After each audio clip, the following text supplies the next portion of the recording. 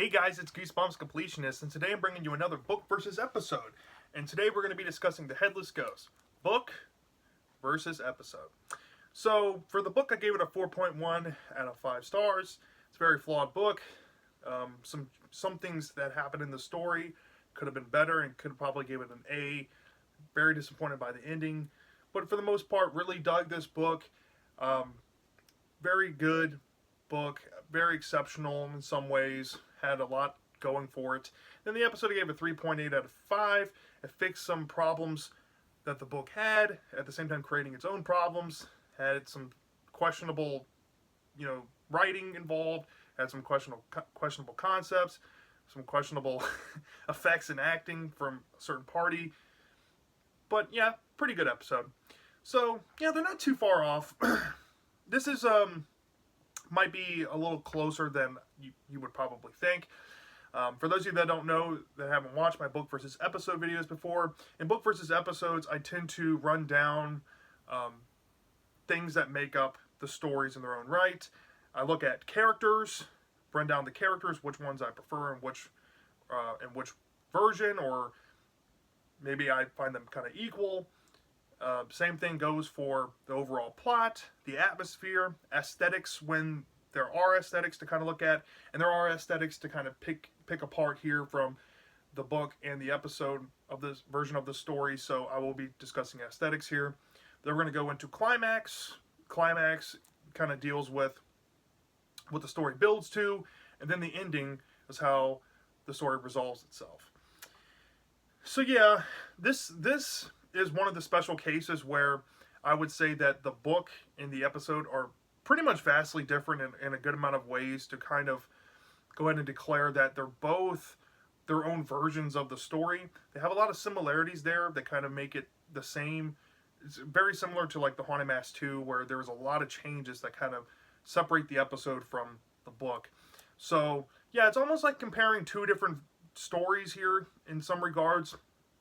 So it's a little bit different than the usual comparison where I'm comparing some episodes and books that are more like each other. These have this specific story, The Headless Ghost. Either way you go, it's going to be a little bit different, and it's kind of like its own thing either way. So I will be more deciding which one I prefer more than which one did it better, kind of thing. So let's start off with the characters. That's usually where I like to start off with. And we got some characters to run down through. So let's start off with Dwayne. Dwayne's the main character of the story.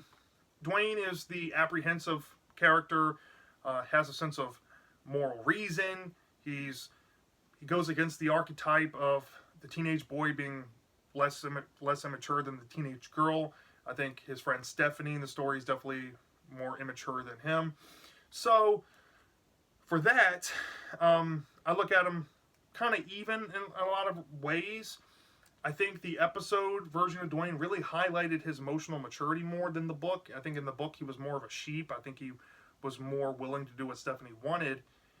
But if we're going full circle with Dwayne's character, which one do I feel like had a better resolution?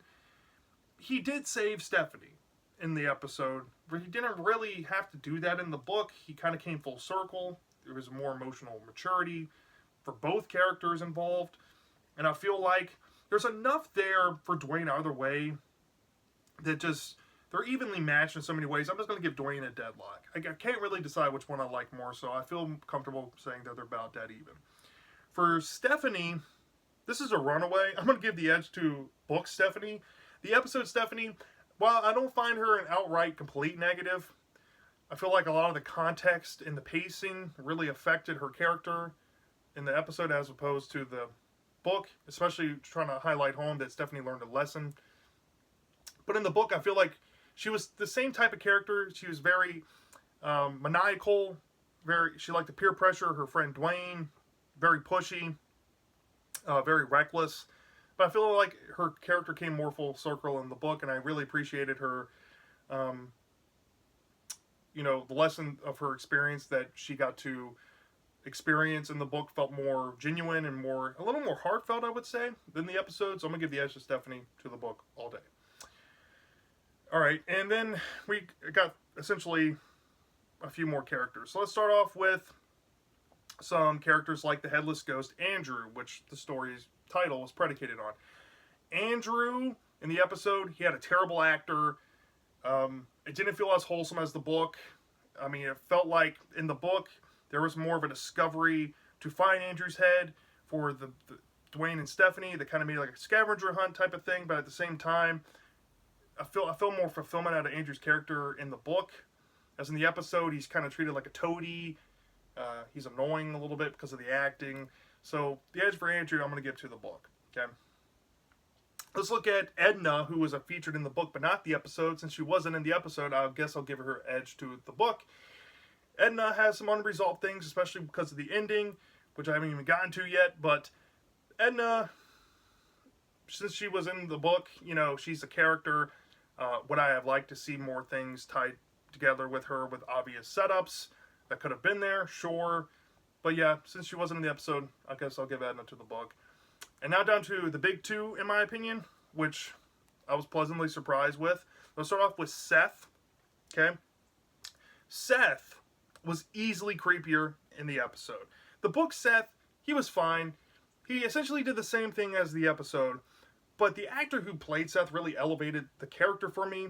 Looked very ghostly, very eerie. The Seth here felt more organic to the setups that the book had that the book never capitalized on. And part of the things I really appreciate about Seth's character in the episode is that I wanted to see this happen with the character Seth, especially in the revelation of the climax, happen in the book. And I feel like because that happened for Seth in the episode, I, of course, have to give it to Seth here. And that, of course, ties into the last character, Otto. And, you know, I would do the ship captain and Annabelle, too, I guess, as well after this. But, yeah, Otto easily, I think, gets the edge in the episode. The actor who played Otto was great. He was scary. The jump scares worked. Yeah, and the contextual issues, similar to Seth, fixed in the book, fixed in the episode. The ship captain kind of plays into a character in the episode, so I'll also give the edge to the episode because the ship captain concept was kind of wasted in the book. It was kind of dropped, never really became the final boss at the end, as in the episode it kind of happened. So give it to the episode. And then Annabelle, I guess, was treated better in the book based on her involvement in the legend. I feel like she had more sympathy. I feel like there was a more drastic, more tragic story involved in the book with her character. As in the episode, she just ran off with some other guy. So I guess I'll give the edge to Annabelle to the book, even though she's not really named in the episode. I'll give it to the book. All right, let's get into the overall plot. Now, the plot, okay, the episode differs vastly from the book. The plot here gets changed up a lot. Let's run it down for the episode first. So, cuts out the exposition of the Halloween before, of how the twin terrors came about for Dwayne and Stephanie. Cuts into the lore, the legend behind the Headless Ghost of Andrew. They seem to exclusively pull pranks at Hill House. They get kicked out by Otto. Otto kind of views them as an annoyance. They keep persisting on going to pull pranks at Hill House and sneak off, kind of like the book. But then they get kicked out again and told never to come back. Then they encounter Seth. Then the whole thing happens with Seth when they find the dumbwaiter and hear the same legend of the dumbwaiter boy, kind of similar to the book, except the revelation of Seth and Otto is a bit different going into the climax of the episode. And there's a completely different mechanism introduced, dealing with like painting people to turn them into ghosts of the house and stuff. That was not in the book. Now the book has the exposition of Halloween before. The kids explain why they pull pranks on kids because they're bored. The lead up to the Hill House felt a little more organic. It kind of dives into a scavenger hunt to find Andrew's head, kind of a test your might for the two main characters. The characters go through some really creepy things. There's some more generic fake outs there than the episode has. Throughout the read, they also encounter Seth, and they go to a similar thing with Seth, except they get locked into a pantry, and then they get exposed to the real head of Andrew in the secret room, and Otto is a lot more friendlier with them, and then they kind of go off for a few months and do their own thing and kind of grow from the situation. They learn scaring people is wrong because they got scared themselves, and then they learn kind of a tragic end, but also an end that raises more questions than answered. That was a mouthful. But yeah, the plot is very different. Now, which one do I prefer? Honestly, when it comes down to plot, I decided which one felt more satisfying. I think the ones that left me least infuriated was the book, so I'm going to give the edge to the book for overall plot. Even though the ending sucks, which I haven't got to the ending yet, but yeah, the plot I think is, I give the edge to the book here. I think it just has a better plot. It feels more wholesome. It feels like the story was building to something more grander, made more sense. I feel like characters got to change and grow from their situation. So, yeah, I appreciated the plot more there. The atmosphere in the book, I think, was a lot more richer, dealing with more rooms of the house. It doesn't drop the concept of 30 rooms. Has this eerie tension throughout the read that really captivated me. The episode tried to do it justice the best it could. It felt like a coastal haunted house. Can't really complain. But if I have to go with atmosphere, I have to go with the book, because there's a lot more unknowns with the house as opposed to the episode. The book did a good job of highlighting unknowns of the house, the exploration aspect of going through the house. The episode just didn't do that, unfortunately. So, yeah, I'll give the edge to the atmosphere to the book. Now, the aesthetics can be like the legends. The legends in the book are dark, okay? They get graphic, okay? Ripping a kid's head off, finding body parts in bowls, and a dumbwaiter. It gets pretty gory in the legends and stuff. But the episode has its fair share of moments where it makes you think, like the strawberry ice cream bit. It's pretty good, the aesthetics there. The episode definitely doesn't cheapen you out on the jump scares and the fake outs like the book does, so it's kind of evenly matched on the aesthetics a lot. But if I had a preference, I'd give it to the book just because the legend lore was really good. And yeah, and I guess if I wanted to give a little bonus point to the episode, I will give it for not going the cheap route that the book did. So I'll also give a little point to the episode there. They're both kind of evenly matched in a lot of ways. I kind of want to put them dead even, but if I had a slight preference, I'll take the aesthetics in the book. But more so kind of even there. Now the climax, oh boy, the climax are very different. The climax in the book feels a lot more wholesome when they discover Andrew's head. There's a sense of resolution for that character, for the legend, but there's also a lot of unanswered things with like the ship captain not appearing, but at least Dwayne and Stephanie kind of learn a lesson, and even Seth in a way.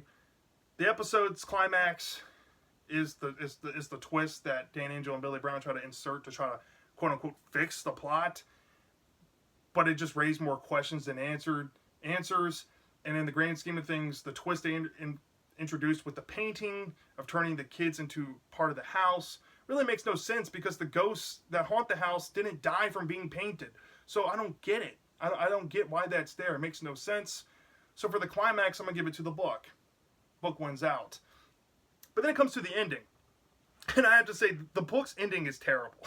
The book's ending tanks it from being an A, honestly.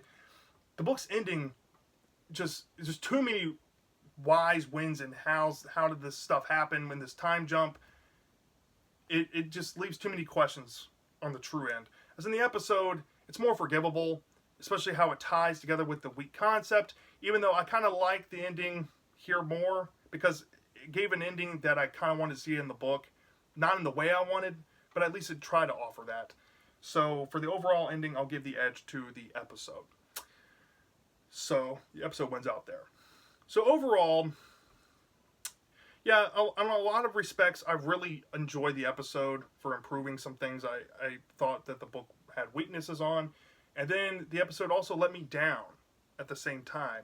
And I think the book was just a more stronger product, all said and done.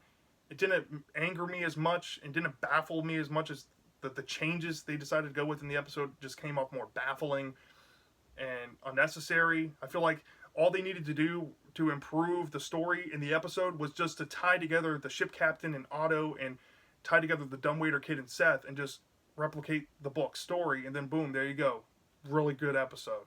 But no, they went that extra step and just really took a big misstep for me. So if I have a preference, I'm gonna give the edge to the book. The book is solid. The book is superior all day for me. Even though I think they're both evenly matched in a lot of regards, I just think that the product in the book is just fares better for the story. I think it's more eerie. I think it's more wholesome. I think the lesson there is more obvious. Even though I hate the ending, but yeah, I was all equally immersed in either, so I can't really knock them both for certain things because they both really captivated me from the get-go. They both had me invested. I just think the book is better. I think it's just a better product. So yeah, that's my thoughts on the Headless Ghost. Let me know down in the comment section, which one do you prefer more? Do you prefer the book more or the episode more? I'm dying to know. And I'll see you next time.